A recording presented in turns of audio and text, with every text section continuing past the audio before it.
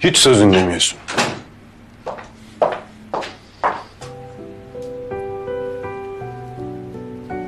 Bak, ilk seans bitti bile. Denilenleri birebir uygularsak çabucak toparlanacaksın. Evet bitti.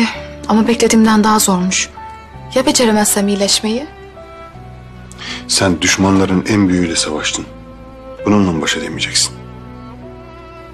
Ben mi? Kiminle? Benimle.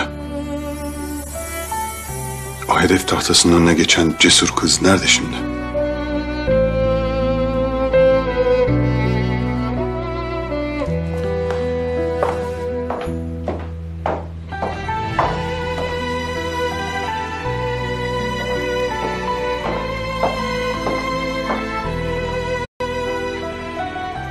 Senin için. Benim için mi? Ama ne gerek vardı ki? Aç hadi.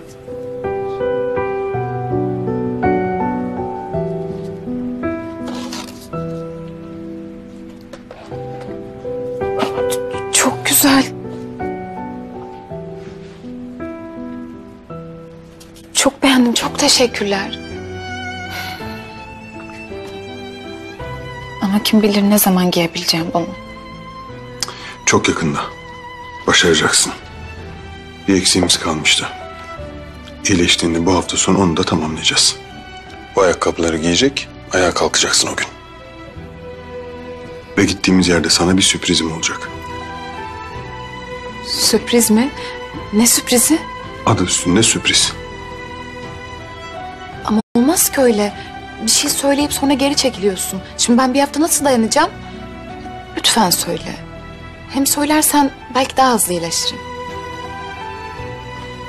Ama Öğrenmek istiyorsan sabırla fizyoterapi çalışmalarına devam edeceksin. küçük bir ipucu versen peki.